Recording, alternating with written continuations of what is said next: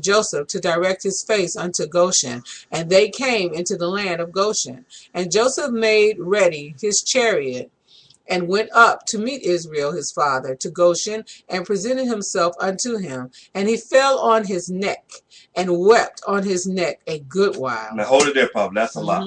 Brothers and sisters, Genesis chapter 45 all the way up to 49 talks about Joseph. This is awesome.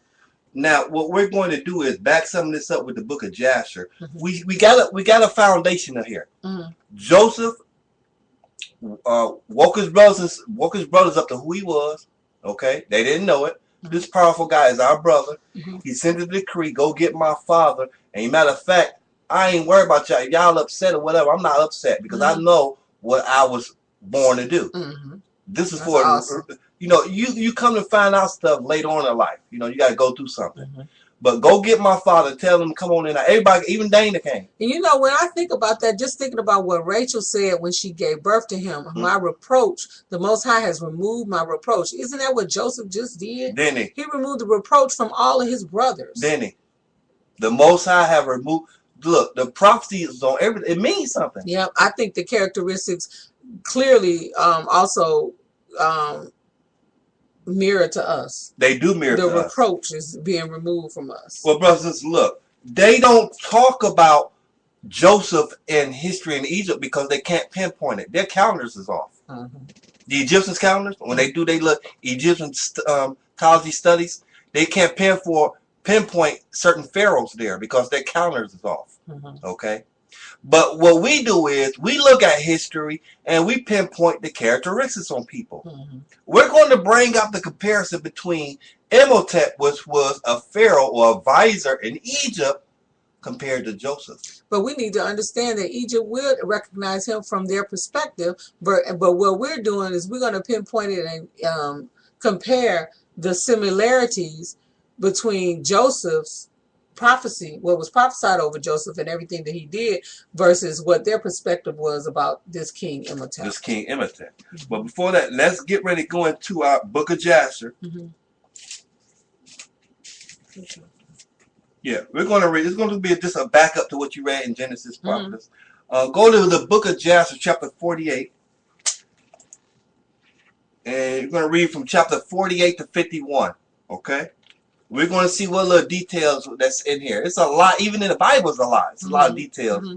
But Jasher is more of a history recount of what happened. So go to chapter 48. And Prophet, you can start reading there. Okay. In those days, after the death of Isaac, the Most High commanded and caused a famine upon the whole earth. He caused a famine upon the whole earth. This is after Isaac, right? Come on. At that time, Pharaoh, king of Egypt, was sitting upon his throne in the land of Egypt, and lay in his bed and dreamed dreams. And Pharaoh saw in his dreams that he was standing by the side of the river of Egypt. And whilst he was standing, he saw, and behold, 7 fat-fleshed and well-favored kine came up out of the river. And 7 other kine, lean-fleshed and ill-favored, came up after them. And the 7 ill-favored ones swallowed up the well-favored ones. And still their appearance was ill as at first. And he awoke, and he slept again, and he dreamed a second time. And he saw, and behold, 7 ears of corn came up upon one stalk, rank and good. And the 7 thin ears, blasted with the east wind, sprang up after them. And the thin ears swallowed up the full ones. And Pharaoh awoke out of his dream. And in the morning the king remembered his dreams, and his spirit was sadly troubled on account of his dreams. And the king hastened and sent and called for all the magicians of Egypt and the wise men, and they came and stood before Pharaoh. Just what the Bible said. This is exactly what the Bible said. Come on. And king said unto them, I have dreamed dreams, and there is none to interpret them. And they said unto the king, relate thy dreams to thy servants, and let us hear them. And the king related his dreams to them, and they all answered and said with one voice to the king, May the king live forever. And this is the interpretation of thy dream. The 7 good kine which thou didst see denote 7 daughters that will be born unto thee in the latter days. And the 7 kine which thou sawest come up after them and swallowed them up are for a sign that the daughters which will be born unto thee will all die in the lifetime of the king. And that which thou didst see in the second dream of 7 full good ears of corn coming up upon one stalk, this is their interpretation, that thou wilt build up unto thyself in the latter days 7 cities throughout the land of Egypt, and that which thou sawest of the 7 blasted ears of corn springing up after them and swallowing them up, whilst thou didst behold them with thine eyes, is for a sign that the cities which thou wilt build will all be destroyed in the latter days, in the lifetime of the king. And when they spoke these words, the king did not incline his ear to their words. Wait a minute. The king, Pharaoh, knew something was wrong with their interpretation. Because you know what? He's a king. I can guess he's going to have 7 daughters. He's a king. I can guess he'll build more cities around the nation. I can guess because he's a king, and that's what they do. That's what they do. Right? But the king said something is funny. What did the king do here? And when they spoke these words, the king did not incline his ear to their words, neither did he fix his heart upon them. For the king knew in his wisdom, that they did not give a proper interpretation of the dreams. And when they had finished speaking before the king answered them, saying, What is this thing that you have spoken unto me? Surely you have uttered falsehood and spoken lies. Therefore now give the proper interpretation of my dreams, that you may not die. And the king commanded after this, and he sent and called again for other wise men, and they came and stood before the king, and the king related his dream to them. And they all answered him according to the first interpretation. And the king's anger was kindled, and he was very wroth. And the king said unto them, Surely you speak lies and utter falsehood in what you have said. And the king commanded that a proclamation should be issued throughout the land of Egypt, saying, It is resolved by the king and his great men, that any wise man who knoweth and understandeth the interpretation of dreams, and will not come this day before the king, shall die. Hold it right there, prophets. Hold it right there. Brothers, we're going to take a break from Jasher, and we're going to pull up Imhotep and Joseph. Imhotep was known to be a wise king. Okay? This was a decree by Pharaoh to call out any wise person that can interpret my dream. So this person had to have some kind of special abilities. Something was on him. Let's look at this. Probably what you got here?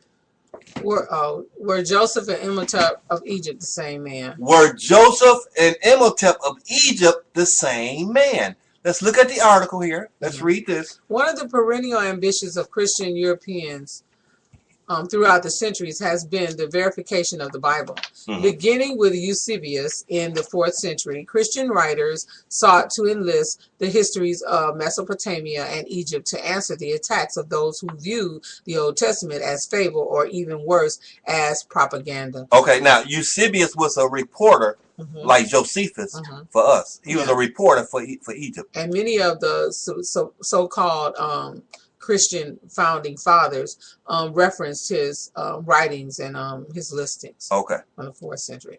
So in this spirit, Eusebius, employing the Egyptian history of Ptolemaic scholar Manetho, constructed a chronology for Egypt based on biblical timescales. Thus, for example, he followed earlier Jewish commentaries and trying in the start of Egypt history with the start of Hebrew history. So basically he went and researched the records of the time periods in which they were in Egypt. And it says Jewish, but as we refer to our scripture, the Most High told Jacob, also Israel, that he would raise his nation up. So that's why he went there, because that's the root from where the nation would be built up. Exactly. Okay, so Joseph. So we have a side-by-side comparison, and you guys can take notes here. Yeah, you can take notes. You can find it at www.s the number 8, int.com, or you can just put in Joseph of Imhotep of Egypt, and you can find it and do research there. And it's the Genesis of Israel and Egypt. So now Prophet, this is what I want you to bring out, because you read about this earlier. Where it says such endeavors right there. Oh, such endeavors made the Ramesses, because you had Ramesses and Mamesses that were pharaohs. That's the kind of names that they have. Made the Ramesses pharaohs contemporary with the Exodus, supposedly in the 14th between the 14th and or what? the 15th century. So see how they bouncing around? They had 13th, and you know, so they're about they're not pinpointed, because that also confirms what you were saying. Their calendars are slightly off, so they can't really narrow it down. Right. With so contemporary with the Exodus, supposedly in the 14th or the 15th century BC, and identified Menes, the first pharaoh, with Adam, thereby making Egyptian civilization commence around 4,000 to 5,000 BC. Okay. All right. So we're looking at the comparison chart, and we're gonna, like as Elder stated, we're comparing the similarities. Now, only look. It's very rare you get a person, 2 people doing the same thing. The exact same very thing rare. at the same time. Come on. All right. Joseph, second in command under Pharaoh. Imhotep, second in command under Pharaoh. They recognized there was an Egyptian advisor by the name of Imhotep, because remember now, he wasn't called Joseph in Egypt. Right. He had an Egyptian name. Absolutely. And this is what even with the wake up in and of itself, this is what we're trying to get you to understand. There's not 2 separate ideas running parallel. Right. They're one. They're one. But your perspective is your historical Egyptian perspective, looking at the same thing. This is our Jewish perspective or Hebrew perspective, looking at the exact same thing. 2 people talking and narrating in their separate places, but speaking about the same thing. Speaking about the same thing. Just like when you see different nations talk about the flood. They might call Noah a different name. Yeah. All right, but it don't change what Noah did. Which makes it so important for you to look in your historical references and look these things up so that you can find the similarities, as well as the New Testament, which many other Christians love to reflect on, has the same type of writings when you have the disciples. So you have Matthew, Mark, and Luke that speak about the same thing. The same thing. From a different perspective. From a different perspective. So Joseph and Imhotep. Joseph, second in command under Pharaoh. As it reads, when we say Joseph, we're going to know that that's from the Shemitic or the Hebraic perspective. And when we say Imhotep, we know that this is how they have it referenced from the Egyptian perspective. Exactly. So Imhotep, second in command under Pharaoh Hoser. Joser is probably... I'm sure that something's silent, Dozer, or the J is silent, one or the other. So Joseph lived to be 110 years of age. That's true. He lived to be 110 years. So that's a Shemitic perspective. Matter of fact, look, Joseph's going to give his testament today. And he's going to tell you what year he died. It's going to be in there, but you'll see that. Imhotep, so that's the Egyptian perspective, lived to be 110 years of age. Joseph, Shemitic or Hebrew perspective, great architect and builder. Joseph was a what? Great architect and builder. Okay, all right. Imhotep, the Egyptian perspective, great architect and builder. Wow, both of them got the same gifts and talents here, right? Come on. Joseph, the Shemitic as well as the Hebrew perspective, stored up corn during 7 years of plenty. And now, what? We stopped in the book of Jasher, right? Joseph was about to come on the scene, right, and tell you what the interpretation of the dream was. But that's how he got into Egypt. What did he do? Stored up corn during 7 years of plenty. What did Imhotep do? Imhotep, the Egyptian perspective, stored up corn during 7 years of plenty. Joseph saw 7 years of famine, fed people. He saw what? 7 years of famine and fed people. Imhotep saw 7 years of famine and fed people. What? That look ain't no coincidence here with the Most High, right, Prophet? Come on, no coincidence. Joseph, interpreter of dreams. We know Joseph was an interpreter of dreams. Now, this Imhotep, he couldn't be an interpreter of dreams, can he?